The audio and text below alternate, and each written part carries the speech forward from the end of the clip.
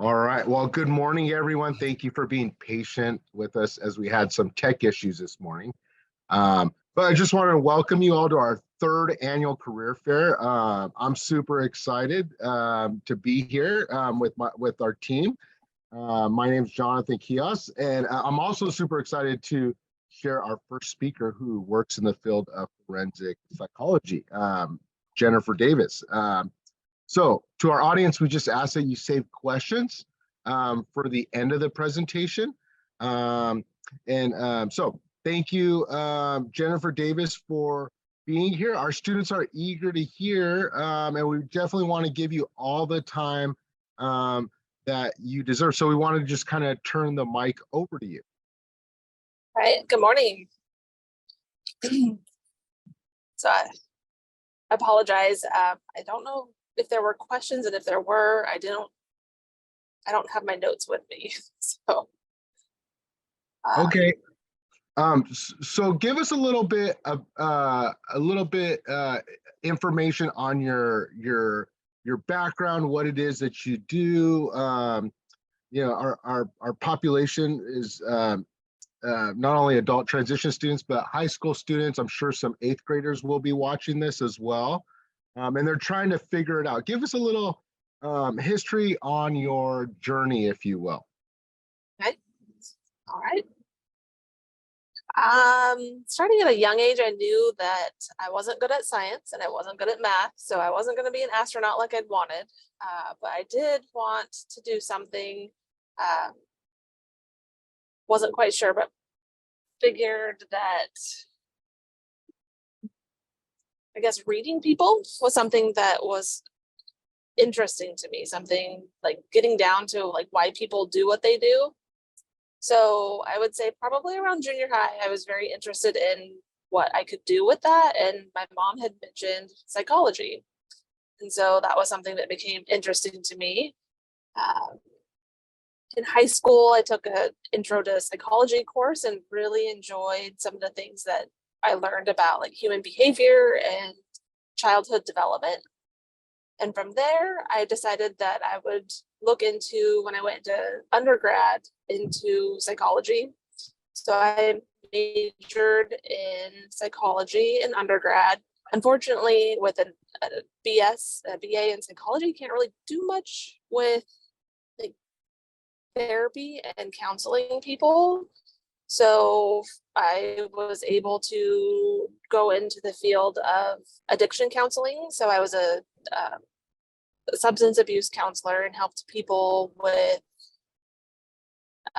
substance issues. But I knew that there was still more that I had wanted to do in psychology. And with that, knowing that at least with a master's, I would be able to provide therapy to people, I pursued my marriage and family counseling degree and was able to do a little bit more, but still not quite what I wanted, and found finally a degree in around where I live in forensic psychology. So that it was something that I was able to do and finish my PhD in forensic psychology.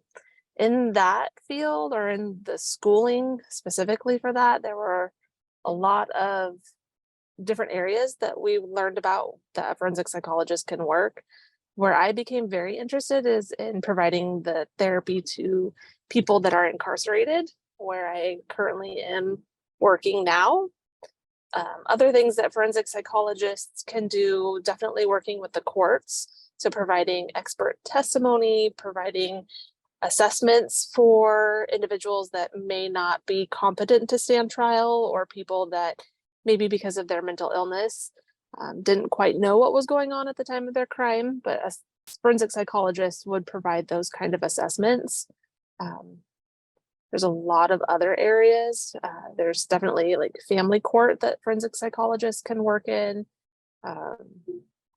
But the role I have taken is to work within the California Department of Corrections and Rehabilitations. Initially, I was hired in 2014 as a staff psychologist, and I started working at the prison that the newest in the state down in Stockton. I was fortunate enough to learn that short-term treatment is something that I'm interested in, and I was placed in the crisis bed. So crisis bed is similar to what the community has, but for people that are either a danger to themselves, a danger to others, or because of their mental illness, they're not able to take care of themselves. So within the prison system, we have crisis beds that the inmates go to if they meet any of that criteria. Once they're there, it's about a 7 to 10 day stay where, as a psychologist, we get to kind of figure out what put them into that crisis and how to help them get back to a place where they can go back out to their normal housing. Usually there's a lot of different things that put an inmate into crisis, but a lot of it has to do with just the day-to-day living in a correctional setting. I worked for about 4 years in crisis bed, and then in Stockton, they have a specialized medical unit, and they have similar to like a skilled nursing side, and then more of like just assisted living yard. As a psychologist on those yards, it's just working with a lot of individuals with chronic illness and pain. So helping them work through some of the mental health issues that come up with that. I went back to crisis bed for a little bit, and now I'm working in what we call the PIP, the Psychiatric Inpatient Program. It's a higher level than the crisis bed. So if individuals can't stabilize in the 7 to 10 days, then they can get referred to the PIP, where then we have a little bit longer to help, again, really focus on that crisis that sent them there. I did promote, and I am the part of the SuperFit team, which is a suicide prevention response focus team, and really just figuring out how to help protect inmates from suicide, and something that I have really come to find a great passion in trying to help prevent within the correctional setting. There's a lot that goes into that. A lot of auditing of paperwork and helping clinicians really figure out how to do good assessments for individuals that are at risk of harming themselves, and then working closely with the individuals that are at risk of hurting themselves. That's currently where I'm at. I also have started teaching. So I teach an introduction to forensic psychology course at a PhD level, and really have enjoyed helping people come into the field and really learn, again, all of the different areas that forensic psychologists can work. Lots of different areas, again, kind of those court assessments, working in a prison setting, providing therapy. There's a lot of outpatient opportunities as well. So if you didn't want to work in a prison setting, you can certainly find a lot of different places in the community that offer support to either individuals that have paroled from the prison system, or trying to prevent coming into a correctional setting. In the state of California, we're also kind of in this interesting time where there's a lot of buildings of mental health courts. So there's mental health courts, there's veterans courts, substance abuse courts, but a lot of more focused courts that can help people maybe prevent going into a prison system if there's other issues going on, such as substance use or mental health, especially. Thank you so much. Lots of information. I always have a lot of questions, but wanted to open it up to see if anyone on the team has any questions before I share my list, or we open it up to students. Hi, I'm curious what the difference is between a forensic psychologist and a psychologist, like how you specialize, I guess, in that area, or how it differs in job duties. Yeah, I think you kind of explained with like like making sure that people are ready for trial and that kind of thing. That's what I think. Yeah, there's a lot of difference. A clinical psychologist has a lot of specialty in um, definitely like we call them the worried well. So individuals that have just kind of the day-to-day frustrations, difficulties, where a forensic psychologist differs is really getting us ready to work with like that criminal side of human behavior. Every single, my coursework was clinical in nature, but above and beyond that was to also work within the forensic population, which can be very, there's a lot of things to keep in mind.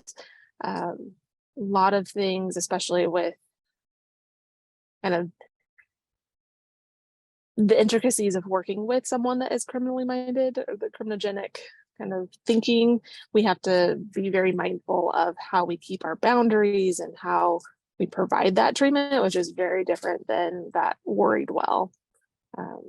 A clinical psychologist certainly could come into a prison setting or do assessments for the courts, but with a forensic degree, it's more focused on how to keep those boundaries and things to watch out for, especially.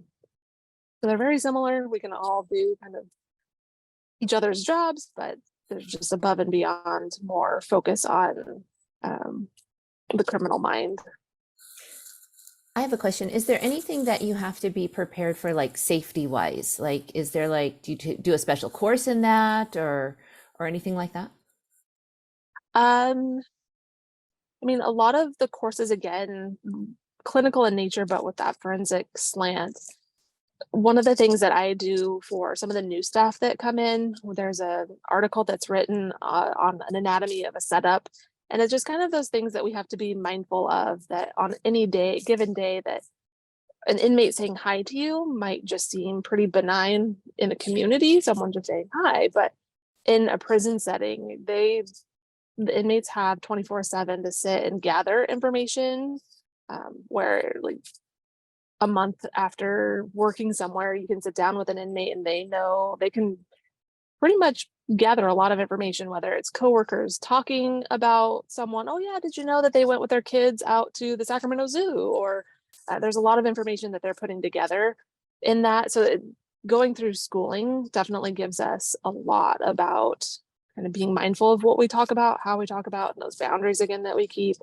And then once we start working in a correctional setting, one of the first things that we're told is that there's no hostage negotiation. So if we were ever taken to be a hostage, the department's not going to negotiate. And that if that's something that we're comfortable working in. And then from there, there's yearly trainings that we go through about just all of the different things that we could potentially come into. So there's not any one specific training on it. It's just something that is provided all over and all the time, whether it's through the coursework that we go through or also once we start working in a correctional setting. That's awesome. It looks like we have a question from one of our panelists. They're asking, do you solve crime scenes? And what, if you do, what do you use to solve crime scenes? So maybe, do you help with any of that type of stuff, solving crimes? I do. I am a certified psychological autopsy provider. It's not necessarily the same thing that you might expect like a doctor to be doing autopsies, but if there are questionable deaths, not sure what the cause of death was, and it might be questionable that potentially it might have been suicide, I am trained in doing kind of not an autopsy in the sense of the word. It's just really going in and interviewing all the family, friends, people associated with that person, looking at any kind of records that if the person was involved with mental health, seeing if there were any kind of connections to or potential for suicide. Crime scene specifically, I know that there are a lot of different ways that forensic psychologists can be involved in that, especially with the first responder treatment and therapy. And I know that kind of vicarious trauma of individuals working with that on a daily basis is something that psychologists can work in. I think that there's a lot that like Hollywood has us believe that psychologists do, like Criminal Minds and behavioral analysis. It certainly exists, and it's something that people can do. It's not something that I have experience doing. But it sounds like you support all of the people who are doing that as well. So it's kind of like a group team effort. So maybe if a student is interested in that, then even as a forensic psychologist, you're kind of still supporting, like you said, the first responders, or, working with the inmates. So you're kind of all working together in that area. Yeah. And within the prison system in California, at least, when an inmate does violate the rules, as a psychologist, I do have to evaluate to determine if their mental health was kind of the nexus or the cause of that behavior. And thankfully, the system kind of has more lenience towards individuals that, because of their mental health, have done something against the rules. So that is an area that we help out, at least within the prison system. Awesome. I have a question. So we have a lot of SEL resources here for our school, and I was just kind of wondering how some social emotional learning kind of plays a role in your role of a forensic psychologist, and maybe even also with the inmates that you work with. So just about kind of the social emotional learning of the inmates and how working with, is that the question? Yeah, kind of either how it's helped you in your role, and maybe even like, are those types of things something you provide for inmates as well? Yeah, I provide a suicide prevention for the inmates awareness for all staff. And I think that that's something that's a huge piece to work with. It's an interesting partnership that we have. Mental health and mental health treatment hasn't always been a thing within California prison systems. So we're kind of seen as the new kid on the block, where the officers are definitely more seasoned and more opinion, definitely. So it's definitely coming in and trying to say, hey, yeah, unfortunately, based on no fault of anybody's, inmates come to us with a lot of that socioeconomic hardships and trauma, and a lot of times they haven't learned ways that maybe you and I can say, hey, I'm depressed, I'm sad, I need help. Unfortunately, it's going to look a lot like behaviors like pushing somebody's buttons into a fight, or unfortunately we get people that do a lot of different things that might smear their feces. That's generally somebody in the system that's saying, I need help. They just aren't able to kind of communicate that. So on kind of all fronts, talking with the officers and other staff members, like, hey, it's probably the number one triggering behavior that we have to work with in the system is an inmate that we may perceive as manipulating us. But it doesn't necessarily mean that takes away any kind of risk of having a mental health issue that needs to be addressed. And then on the inmate side of things, trying to reteach old ways or old patterns or learn behaviors of how are you going to get your needs met short of hurting someone or short of a maladaptive way of asking for something. Wonderful. Awesome. Thank you so much for answering. Mm-hmm. Jennifer, I have a question. What advice would you give to your high school self, or that high school student they're interested in they know they're interested in the mental health field, or a lot of our students are still trying to figure things out, but every once in a while you hear that student, they're like, I knew I was going to be a doctor, or I knew I was going to be a vet. What advice would you give them as they start to discover and learn more about post-secondary life? I think I like how you phrased that. If I were to give myself that advice, my high school self, I would say, like, growing up, it was all about once you turn 16, the expectation was that I got a job. Well, I got a job in fast food, or I got a job at the grocery store. I would give my high school self the advice of find a job in an area that I'm interested in. If it is mental health, one summer I found a job doing filing in a medical office. Not necessarily exactly what I wanted to do, but it definitely kind of gave me an idea of what maybe the front office looked like in a medical office. But it would definitely be, don't just find, jobs are everywhere, and jobs in areas of interest that we all have are out there. Find those jobs, spend the time if you have it to find them. Don't just go into something just to have a job, I guess, is what I would recommend to myself. If like veterinary medicine is something that is of interest, to find a vet's office that you could work in, or volunteering. I wish that I had done more of that, finding more specific areas that I'd wanted to know or to know more about.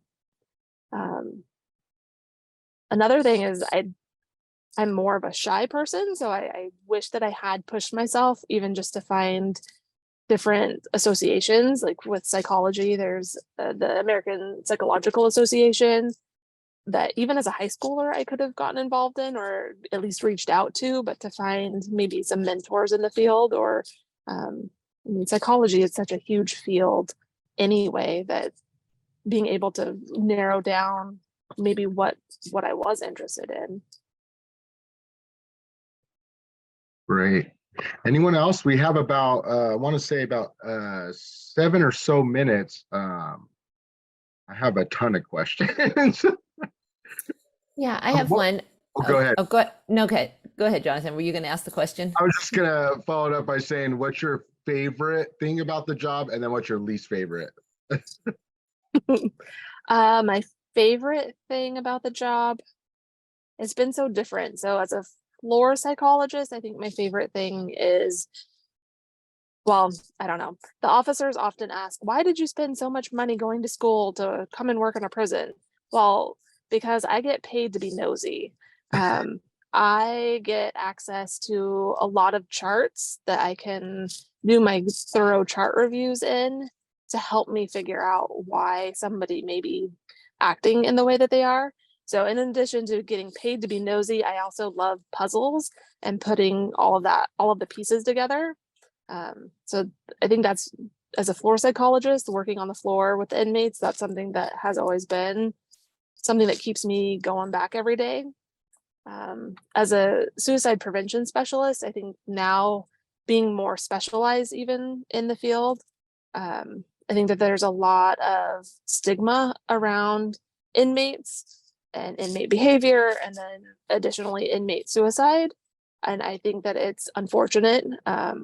My program in Vacaville just had a suicide in October, and just realizing like there's a human impact, a human toll. Like this was a person, this is somebody's son that died by suicide, and trying to figure out how I can help inform the field to help prevent in the future, I think is also something that keeps me going back every day. Some of the difficulties are the things that I don't like about the job. That stigma, I think, especially coming into it, we have a lot of acronyms and a lot of kind of shop talk with working in prison. We call it the green wall. The officers are all in green, and it's a hard wall to penetrate, and it's a hard wall of stigma. It's definitely something that I find difficult sometimes to work with, but it's also challenging and rewarding that once you find that connection to be able to help. So I think that's how I would answer that. Eva Marie, go for it. We were just wondering, do you know, like, is there intern opportunities for students who are interested in becoming a forensic psychologist? I know you said you had thought about, you wish that you had investigated that more in high school. Is there stuff like that out there that they could prepare for or look forward to once they graduate? I know that the prison system offers ones more towards like pre-doctoral internships. So once you're in your PhD program, I'm less familiar with, I would think that like a police department, if there's just different things that they might be able to do or volunteer. But the local sheriff or police department might be a good place to look. If the courts are something, the courts might also have something more of an entry level, but that's certainly something to look for. I think as a high school student, I would often get pretty, I didn't rely on confidence at all. And I think that there's a lot of entry level jobs that maybe as a high school student, I would have looked at and thought, oh no, I need to have a lot more experience for. But I would think that even just entry level jobs in the courts or again at the police departments, I think those would be absolute great places to look. So anything that's kind of like involved with forensics or courts or like you said, legal or any of that type of thing might be a good, so you kind of get an idea of what that all looks like and what it feels like to be a part of that community. Yeah. I also think that there's a lot of like nonprofits. So Okay. like victims awareness and victims programs that have a lot that might have some opportunity for volunteering or internships as well. Awesome. I think we have time for one more student question. If there's a student who would like to post their question in the Q&A, definitely now's the time. So do we have any more questions? All right. Well, if you're like me, I think of all my questions after the as I'm driving away from the meeting or as I'm leaving the meeting. I'm like, oh, I should have asked that. So definitely feel free if you're like me and you think of those questions after the fact, you can reach out to me and we'll certainly reach out to Jennifer Davis. Thank you so much, Jennifer, for sharing your wealth of knowledge in this field. We learned so much. We appreciate you taking the time today. We know you're busy. We're super excited to share this video out with our families. And just we're super excited about that. Thank you again. We can't thank you enough. To our audience, we have many more exciting speakers, so you're going to want to stay tuned. Coming up next at 10 a.m. is a dean of an apprenticeship program. So if you're interested in that hands-on training, certainly someone you're going to want to hear from. You can check the career fair webpage for links and times. And so that concludes our presentation today. We'll see you guys at the next one.